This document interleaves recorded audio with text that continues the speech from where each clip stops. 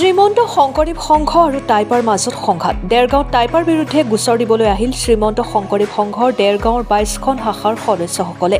দেৰগাঁও আৰক্ষী থানাত ২২খন এজাহাৰ দাখিল কৰে। অসমৰ ৰাজপথ পালেহি শংকৰদেৱ সংঘ আৰু টাইপাৰ মাজত সংঘাত। শংকৰদেৱ সংঘৰ সংবিধান দাহ টাই আহোম যুৱ পৰিষদৰ কেইজনমান নেতাৰ। টাইপাৰ বিৰুদ্ধে অসমৰ জিলাই জিলাই গোচৰ তৰিছে শংকৰ সংঘই। দেৰগাঁৱতো তৰিছে সংঘৰ ২২খন শাখাই এজাহাৰ। দেৰগাঁৱৰ পৰা মাধুৰ্য বৰা ৰিপৰ্ট, অৰুণোদয় আছাম।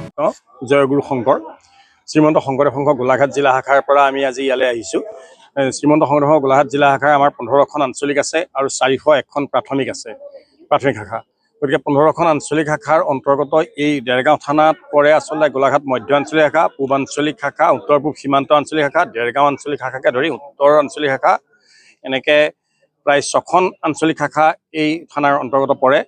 আমি প্ৰথমতে পুৱা ১০ বজাতেই জিলা সদৰ আমি ঢেকিয়ালৰ কাৰ্যালয়ৰ পৰা গৈ গোলাঘাট জিলাৰ সদৰ থানাত এজাহাৰ দাখিল কৰিছোঁ জিলাৰ ফালৰ পৰা আৰু আঞ্চলিকসমূহৰ ফালৰ পৰা।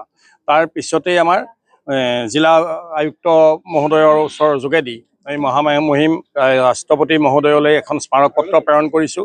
গোটেই কথাটো আপোনালোকে জানে যে যোৱাকালি অসমৰ এটি সংগঠন টাইপা নামৰ এটি সংগঠনৰ এজন নেতা উদীপ্ত গগৈ বুলি এজন নেতাই ৬জনমান দুষ্কৃতিকাৰীৰ লগত লৈ শ্ৰীমন্ত শংকৰদেৱ সংঘৰ যি পবিত্ৰ সংবিধান আৰু যি প্ৰতীক চিহ্ন, এই প্ৰতীক চিহ্ন আৰু সংবিধান দাহ কৰিছে, যিটো আচলতে সকলো অসমৰ জনসাধাৰণৰ সকলোৰে হৃদপিণ্ড কঁপি যোৱা এটা বাৰ্তা। কাৰণ এই সংবিধানখন এইটো কাৰণেই আপোনালোকৰ হৃদপিণ্ড কঁপি যোৱা বুলি ক'ব লাগিব যে এই সংবিধানখন অসমৰ বাকী জনগণেও মানি লৈছে। শ্ৰীমন্ত শংকৰদেৱ সংঘৰ সংবিধানখন ভাৰতৰ সংবিধানখনৰ উৰ্ধত যোৱা নাই। ভাৰতীয় সংবিধানখনে স্বীকৃতি দিয়া এখন সংবিধান আৰু সেই সংবিধানখনক আজি জ্বলাই পেলাইছে। তেতিয়া শ্ৰীমন্ত শংকৰদেৱ সংঘৰ ভকতসকল প্ৰকৃততেই অলপ হ'লেও দুখ পাইছে তেখেতসকলে অন্তৰত, আৰু তাৰ কাৰণেই আমি সকলোৱে একত্ৰিত হৈ ওলাইছোঁ। সেই দুষ্কৃতিকাৰীসকলক চিনাক্ত কৰক আৰু তেখেতসকলক নজিৰবিহীন শাস্তি, আইনী যি শাস্তি পৰে ব্যৱস্থা গ্ৰহণ কৰিবলৈ আমি আহ্বান জনাইছোঁ। আমি ৪০১খনৰ আজি প্ৰায় ৩৫০খন FIR হৈ গৈছে। বাকী ৫০খন ৫১খনমান আমাৰ কালিলৈ হ'ব, কাৰণ বহুতৰে অসুবিধা আছে। ডেঙা এতিয়া ২২খন দিয়া হৈছে, গোলাঘাট সদৰ থানাত দিয়া হৈছে, ঢেকিয়াল আৰক্ষী চকীত দিয়া হৈছে, ঘিলাধাৰী আৰক্ষী চকীত দিয়া হৈছে, চমনি আৰক্ষী চকীত দিয়া হৈছে, মেৰাপানী আৰক্ষী চকীত দিয়া হৈছে। গোলাঘাট জিলাৰ যিখিনি আৰক্ষী চকী পৰে এখন আৰক্ষী চকীও বাদ পৰি যোৱা নাই য'ত নেকি এজাহাৰ দাখিল কৰা নাই, আৰু এয়া অন্তৰত দুখ পোৱা কথা। গতিকে স্বাভাৱিকতেই পৰিব। বিভিন্ন জনগোষ্ঠী অসমত আপোনালোকে জানে ২৭টা খিলঞ্জীয়া জাতি জনগোষ্ঠী আছে।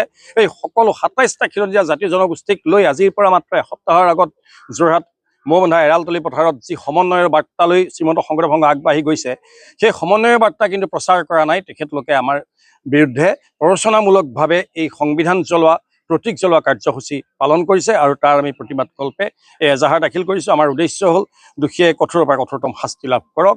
আমি ভাৰতীয় সংবিধান, ভাৰতীয় যি আইনী ব্যৱস্থা, ভাৰতীয় যি চৰকাৰ, এই সকলোৰে ওপৰত আমাৰ আস্থা আছে। আমি আশা কৰিছোঁ অনতিপলমে এই দুষ্কৃতিকাৰীসকলক ভাৰতীয় আইনী ব্যৱস্থাই বিহিত ব্যৱস্থা গ্ৰহণ কৰিব। কৃষ্ণ জয়গুৰু।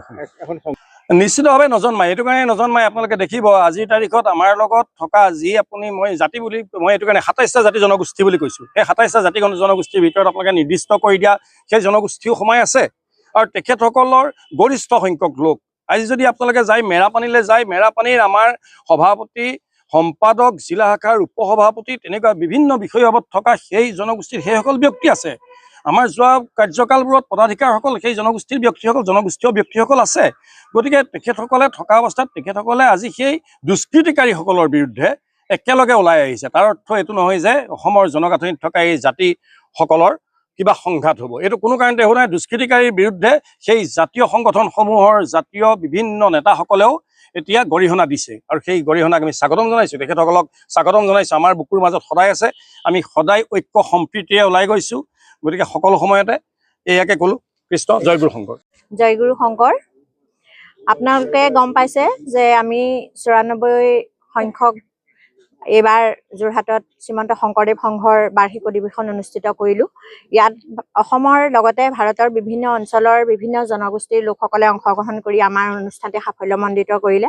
কিন্তু তেনে এটা সময়তে আমাৰ শ্ৰীমন্ত শংকৰদেৱ সংঘৰ চূড়ান্তভাৱে প্ৰমাণ কৰি টাইপা নামৰ এটা সংগঠনৰ কেইজনমান সদস্যই আমাৰ অনুষ্ঠানটিৰ সংবিধান দহন কৰাৰ দৰে কাৰ্যসূচী কৰিলে, যিটোক লৈ আচলতে শ্ৰীমন্ত শংকৰদেৱ সংঘৰ প্ৰতিগৰাকী সংগীয়ে অন্তৰত আঘাত পাইছে আৰু শান্তিৰে শুব পৰা নাই। যোৱাকালি আমি কেতিয়াও শান্তিৰে শুব পৰা নাই আৰু তাৰ আমি প্ৰতিবাদ স্বৰূপে আজি আমাৰ শ্ৰীমন্ত শংকৰদেৱ সংঘৰ প্ৰত্যেকখন জিলা, আঞ্চলিক আৰু প্ৰাথমিক পৰ্যায়ৰ সংগীসকল একত্ৰিত হৈ নিজৰ স্থানীয় আৰক্ষী চকীত সেইসকলৰ বিৰুদ্ধে আমি এজাহাৰ দাখিল কৰিছোঁ। আমি আশা ৰাখিছোঁ যে আইনৰ প্ৰক্ৰিয়াৰ দ্বাৰা সেইসকল দুষ্কৃতিকাৰীক চিনাক্তকৰণ কৰি আইনে উচিত শাস্তি প্ৰদান কৰক আৰু আমাৰ এই শ্ৰীমন্ত শংকৰদেৱ সংঘই যি অসমৰ তথা ভাৰতৰ সকলো জনগোষ্ঠীৰ মাজত যি ঐক্য আৰু শান্তি প্ৰতিষ্ঠাৰ কাৰণে বিভিন্ন জনগোষ্ঠীয় লোকসকলক একত্ৰিত কৰি এখন মঞ্চ দি পেলাই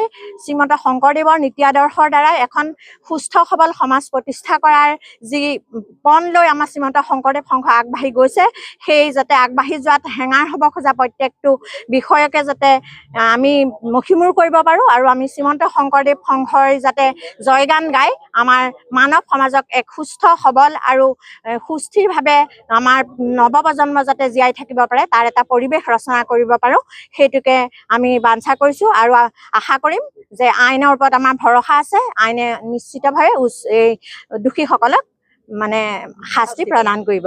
কৃষ্ণ।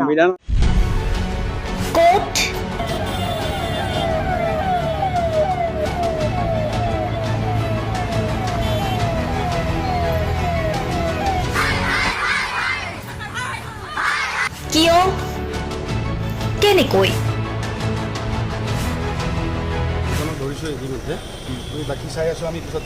দুৰ্নীতি ৱাইফজনীয়ে কৈছে বোলে এওঁ মোৰ হাজবেণ্ড, আপুনি কোন হে ক'বলৈ এওঁ অবৈধ বুলি? অনিয়ম, ভ্ৰষ্টাচাৰ, একনায়কতাবাদ, এতিয়াৰ পৰা আৰু নহ'ব। আমি দিম সত্য বাতৰি।